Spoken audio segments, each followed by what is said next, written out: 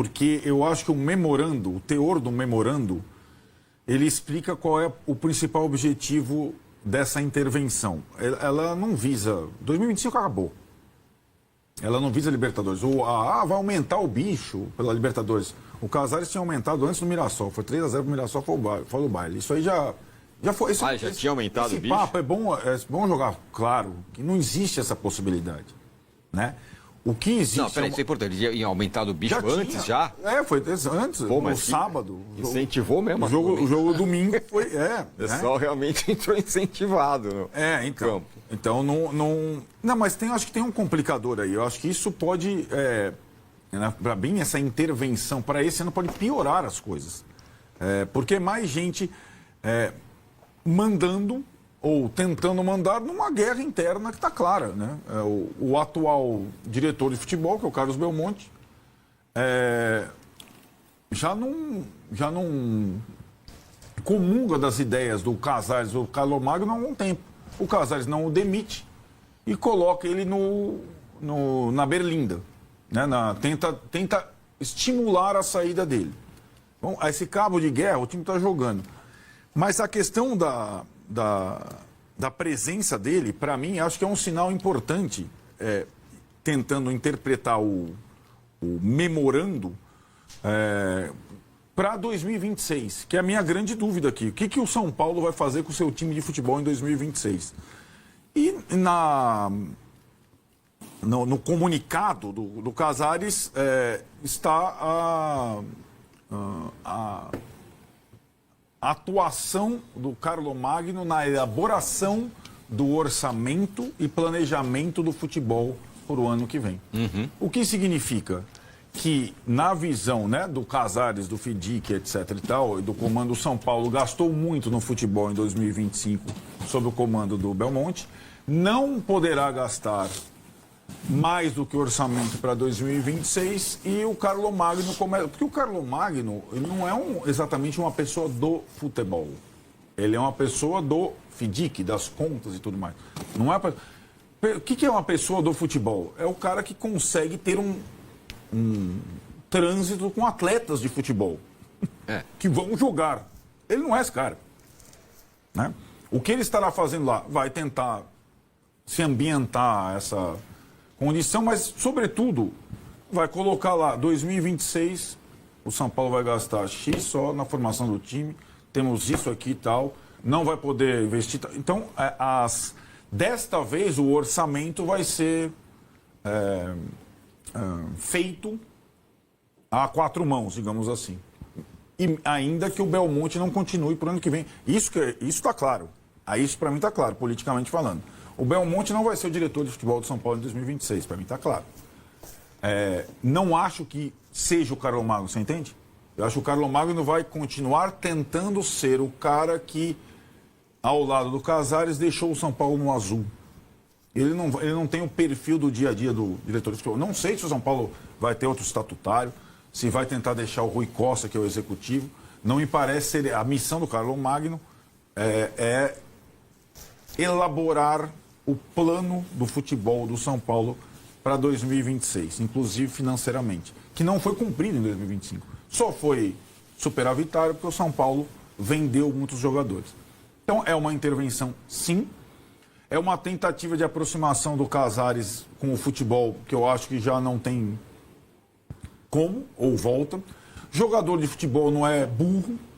Então, a reação dos jogadores a essa presença do Casares, que deu entrevista coletiva transparente no CT sobre a grana que entrou, e os caras, e o meu, que atrasa todos, desde que você entrou, atrasam 2 meses os direitos de imagem. Está atrasado?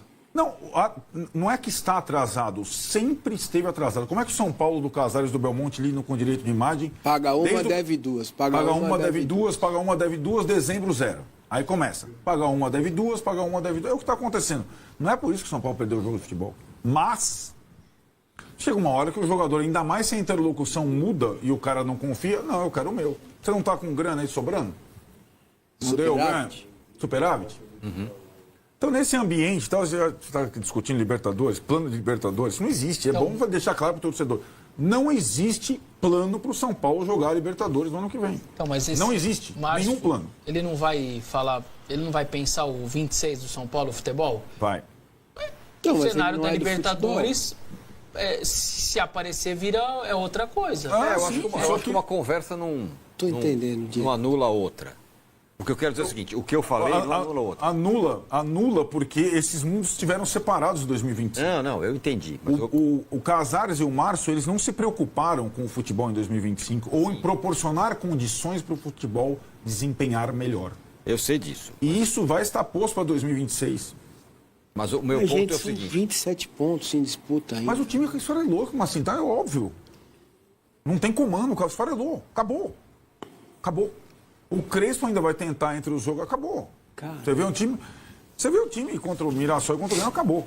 O Crespo acho que ainda vai tentar internamente, tem jogadores lá experientes, tem não sei o quê, acho que os caras têm, sobretudo os mais experientes estão com a imagem desgastada, mas acabou, a torcida não vai mais, não vai jogar mais. Tem mais base, porque talvez fosse o momento de pôr os jovens, né? Porque os caras têm vontade, né? Não, vendeu todo mundo da base. Não é o momento, pelo contrário. Primeira idade você meio que já desfez, a não ser que tenha mais molecado um pouquinho, que alguns fenômenos até pode ter. Não tem fenômeno, primeiro. Não, então, mas não é fenômeno. Peraí. A geração 2006 foi. Talvez você tenha 2007, 2008. Okay. Não adianta, os caras da base que estão jogando estão sucumbindo. Pelo contrário, é uma sacanagem. Então, mas se já foi, dê experiência para eles nos 9 jogos do Campeonato Brasileiro. Bom, mas aí tá. Se entendeu? Já foi. É isso, eu estou trabalhando com o teu cenário. Não, o já foi. Não foi ainda, não tem 45 pontos. Tem muita gente ontem no CT que se preocupou com o resultado, torcendo para o Santos. Porque a vontade é que, sim, vamos nos livrar disso aqui. 45 pontos se livra. Então não é projeto Libertadores, é projeto manutenção. 2 vitórias e um empate, né? Então, que seja isso. E aí, vai tirar ponto da onde? Vamos lá, Bahia, se perder em casa. Né? É normal? Pode perder, né? Hoje em dia. Vasco do Diniz, fora. Flamengo. Então, se daqui a 3 rodadas, vai ficar faltando a mesma coisa aí, se perder os 3 jogos. Aliás, já está faltando 3 rodadas. Perdeu o Palmeiras, daquele jeito, aí acabou. Perdeu do Grêmio e perdeu do Mirassol. Então, claro, está muito próximo, né? A chance é ínfima. Precisa acontecer tudo errado. Mas não tem, de novo, o torcedor de São Paulo que entenda, não existe projeto Libertadores 2026. Esse mantra é para tentar manter alguma... Pelo contrário, os jogadores já se ligaram que não tem Libertadores 2026. Né? Então, jogar para a zona do limbo não tem grande estímulo assim. Jogar com a faca no pescoço da zona de rebaixamento tem. Foi assim que o Crespo reagiu. Ele falou isso na coletiva. Cheguei aqui contra o Bragantino, estava todo mundo lá, a torcida, o jogador, não podemos cair. Né? Mas nessa zona da tabela aí, a cada rodada a tendência é cair um pouco. Só que agora o último tem 31, não tem mais 20 e pouco. Né? Já mudou um pouco. Tem uma tela aí que mostra a derrocada. Pausa de 5 segundos para pedir a sua ajuda ao nosso canal com o seu like e se inscrever se ainda não for um inscrito. Bom, semana passada o São Paulo acertou a compra aí de Gustavo Santana, jovem atacante aí do Sub-20 do Tricolor, estava emprestado pelo Cuiabá e com passe fixado. O acordo foi oficializado pelo Cuiabá e gerou muita surpresa, até porque o São Paulo tinha que pagar uma multa ali por ter utilizado o jogador contra o próprio Cuiabá, e o Cuiabá havia informado que não venderia o Gustavo se o São Paulo não pagasse a multa de R$1 milhão.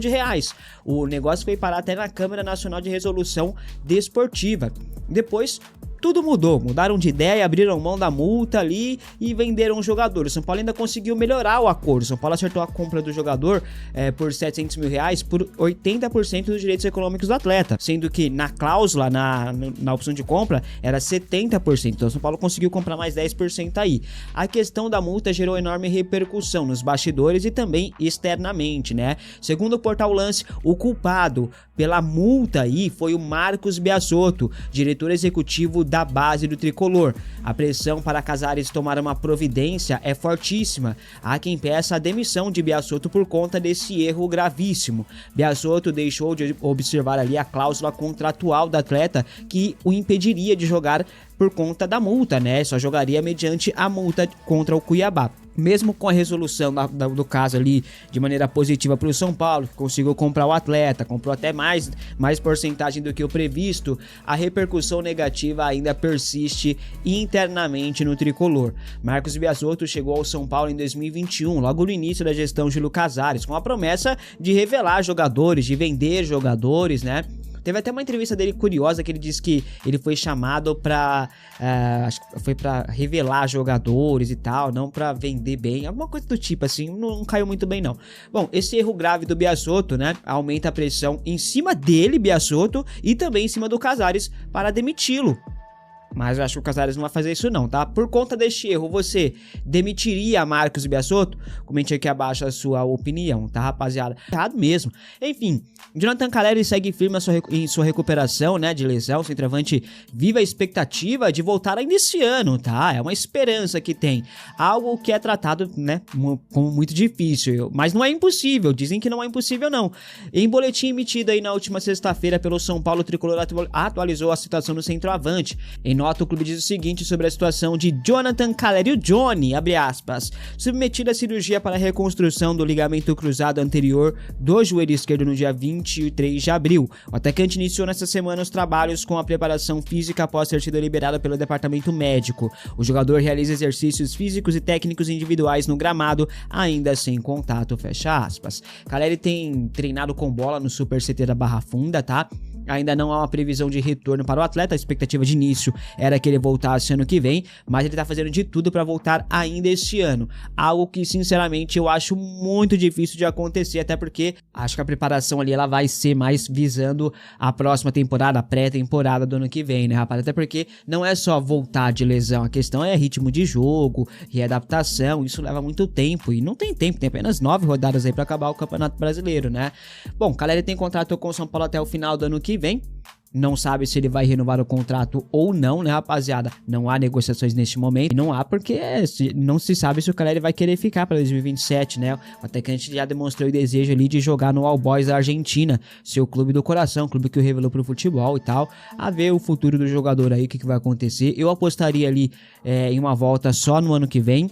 E na não renovação de contrato de Calleri para os próximos anos, depois de 2026, beleza? Essa é a minha opinião apenas.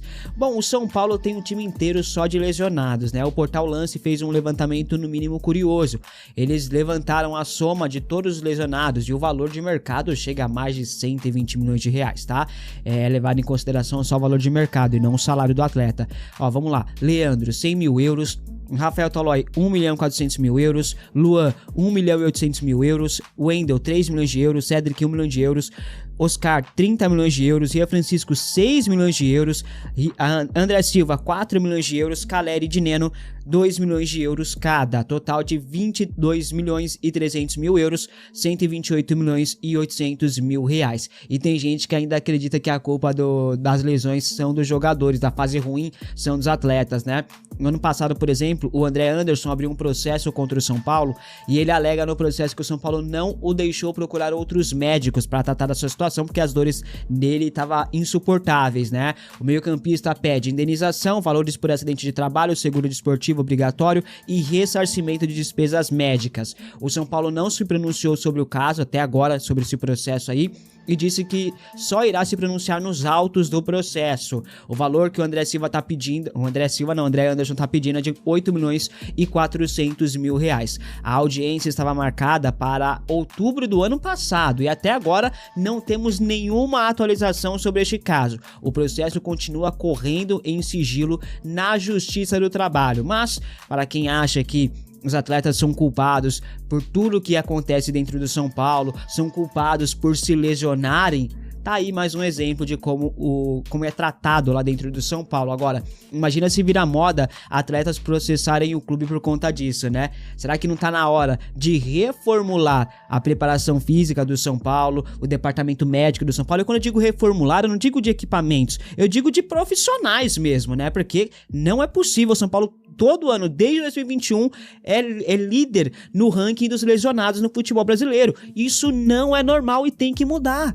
Enfim, Obrigado por ficar comigo até aqui. Se gostou. Mas, falando ainda sobre o Atlético Mineiro, eu quero trocar uma ideia, né? Sobre um assunto que está repercutindo demais aí, que é sobre a provável saída do Hulk, né? O Hulk, que é um dos ídolos máximos da história do Galo, né? Nas últimas temporadas, foi se não o principal, um dos principais jogadores do futebol brasileiro, né? Chegando inclusive à convocação da seleção brasileira, mas está com 39 anos de idade. O Atlético passando por um momento conturbado e o Hulk tendo o maior salário da equipe, né? O Sampaoli, técnico conhecido por reformulações e reformulações, contratações e contratações, teria dito, né, que o Hulk não faz parte do planejamento para o ano que vem. Já o Hulk, do outro lado, diz que tem contrato até 2026 e quer cumprir. Se o Atlético não quiser que esse contrato seja, né, de fato, cumprido até o final, chega, senta, negocia, que o jogador fica livre no mercado. Hoje mesmo o Atlético postou uma nota oficial dizendo que não teve nenhum tipo de conversa, mas isso aí já era esperado, né? O Atlético vai jogar uma semifinal de Sul-Americana, tá lutando contra o rebaixamento. Essas notícias aí podem completamente conturbar ali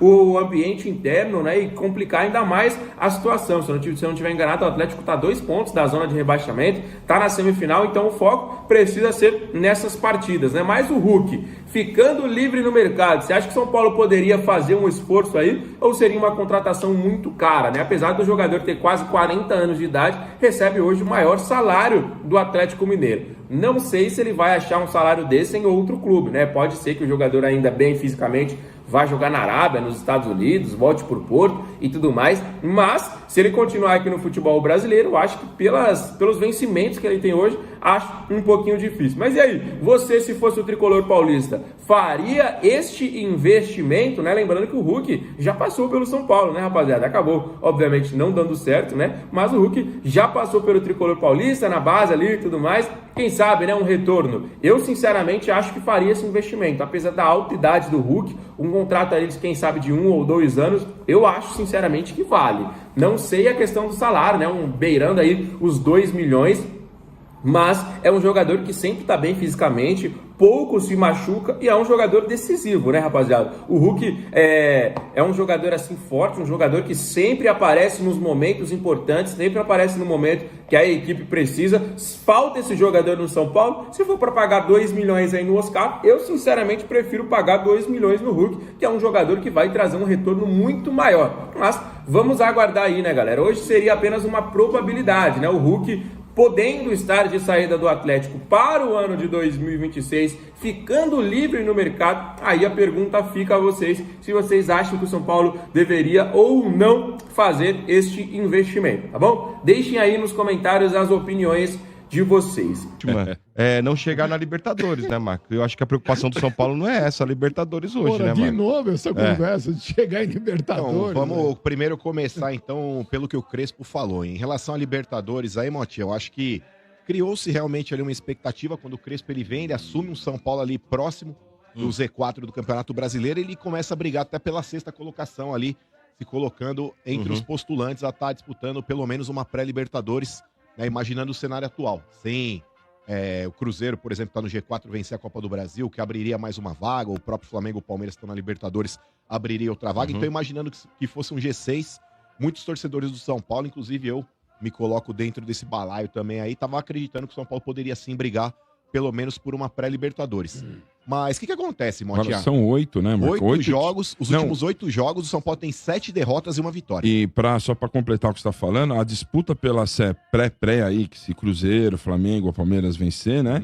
São 8 times, cara, que estão ali justo ali para... E os números são muito perto um do outro. Exato.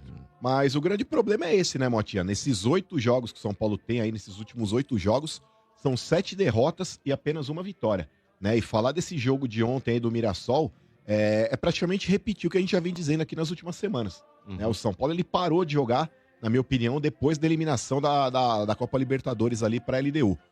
A gente sabe já que o elenco do São Paulo ele tem limitações técnicas, né? Principalmente quando a gente fala de elenco, não só do time de 1 a 11, mesmo porque com a quantidade de desfalques que o São Paulo tem, a gente lesões, né? Tem que mencionar o elenco. Então, todo dia uma, né, Marcos? As limitações técnicas do São Paulo, elas são evidentes.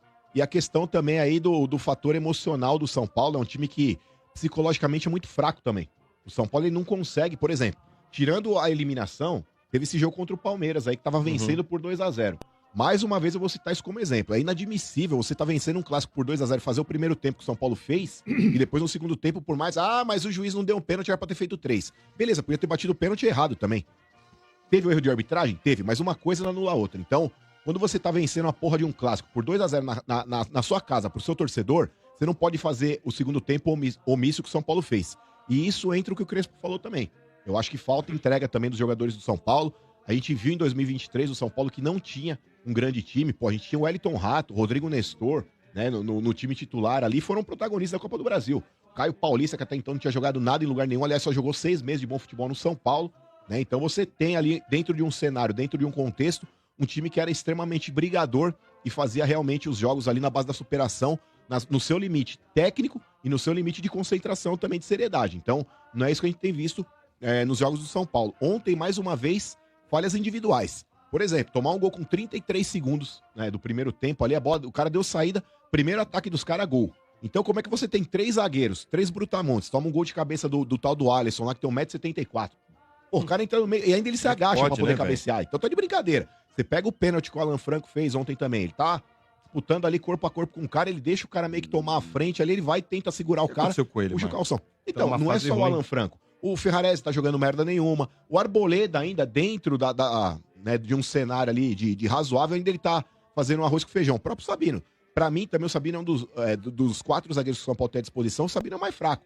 Mas é o que tá melhor jogando dentro das suas limitações. Então, Alan Franco tá muito abaixo. Você pega vários jogadores. A defesa toda do São Paulo piorou, né, Marcos? E o Crespo tinha melhorado o sistema, né? Mas é aí que tá. Aí entra também o dedo do treinador. Porque é o seguinte, Motinha, por exemplo, tá jogando 3-5-2. Durante um período onde ele fez realmente o time se encaixar, conseguir ter desempenho, conseguir ter resultado, ok. Não tá mais dando resultado, é que nem eu falei, nos últimos 8 jogos, 7 derrotas. Será que não vale a pena rever também o 3-5-2? Hoje, as peças que o São Paulo tem, na minha opinião, valeria a pena tentar jogar no 4-3-3. Olha o óleo, Domênico. Pode soltar o óleo. Olha o óleo das tricas, o óleo rosa, o óleo rosa. Ô, mano, diferente de alguns torcedores de treinador, eu não tenho treinador de estimação. Acho que tem que ser colocado... Isso seu irmão fala também, mas, por exemplo, eu acho que assim... Parece. O Dorival no São Paulo, eu cansei de ser defensor do Dorival, mesmo quando ele não tava no São Paulo. Falei, pra mim é um cara que ele chega, faz o arroz com feijão. O Crespo, ele chegou e fez o arroz com feijão. Num primeiro momento deu certo? Ok. Parou de dar certo? Tem que mudar, tem que tentar achar uma alternativa. Mas o São Paulo tem desfalques, ok. Mas dentro ainda do que tem à disposição, dá pra jogar no 4-3-3. O Lucas não tá tão bem fisicamente, mas dá pra colocar o Lucas aberto. O Rodriguinho não tá jogando tão bem? De repente dá pra colocar o Lucas por dentro pra tentar ser um armador. Abre espaço ali pro Ferreirinha voltar pra sua posição de origem, aberto pela esquerda. Você tem o Lucas lá, o menino também, que acho que retornou pra base, pode reincorporar o moleque no profissional. São alternativas que podem acontecer e, na minha opinião, devem acontecer, já que o São Paulo parou de ter um rendimento. Fernando Rocha, passando para ouvir a solução. E o Cio sempre tem a solução, como melhorar a parte tática. Paizão, anota aí. Anota essa, que essa é bomba. 2 goleiros, Yang e Rafael. 6 zagueiros, todo mundo que tiver à disposição. E no ataque não precisa pôr ninguém, que os caras não tá rendendo mesmo, deixa sem atacante. E vamos. E, rapaziada, 1 ponto nós estamos bem. Vamos pelo empate, porque não tem muito o que fazer, não, mano. Papo reto, não tem muito o que fazer. Assim, brincadeiras à parte, hoje, ele entra com o Pablo Maia, vamos lá, já era. Vamos lá. Hoje, falando um pouquinho do jogo de hoje, ele entra com o Pablo Maia e os 2 volantes. O que ele pensa? Vou jogar contra um time que em casa é monstro, vou colocar os 3 zagueiros, o Pablo Maia na referência, e vou deixar os meus 2 volantes que criam mais solto, porque eu vou ter ali 5, 6 caras para defender, eles vão ficar soltinhos. Beleza. Só que aí com 30 segundos a gente toma um gol. Até então, tomou um gol com 30 segundos? Acontece. Foi falha de uma galera ali? Foi. Mas acontece. E aí a gente começa a entrar... Acho até que o São Paulo fez o primeiro tempo de uma posse... Foi um jogo ruim, mas o São Paulo estava tentando alguma coisa. Só que esbarrava nas opções ofensivas, cara. O Lucas ainda não tá legal. Não tá legal. Aquele nosso menino veneno lá muito longe de tá de volta. O Tapia, então, mano, desculpa. De novo, com todo o Tapia é muito limitado. Deve ser bom menino, bom profissional. E claramente um cara esforçado e tal, esforçado pra caramba, tá tentando, tá correndo, apanha, cai, levanta, mas ele pega a bola no X1 com os caras no canto, tira e cruza em cima do cara, mano, desculpa. E aí, cara, a gente vê o Marcos Antônio flutua pra esquerda, Tapia nada. Aí o Lucas flutua pra direita. Na hora dele pegar a bola e acelerar igual ele acelerava, ele corta pro meio e toca em alguém. Cortar pro meio e tocar para alguém, assim, qualquer um faz.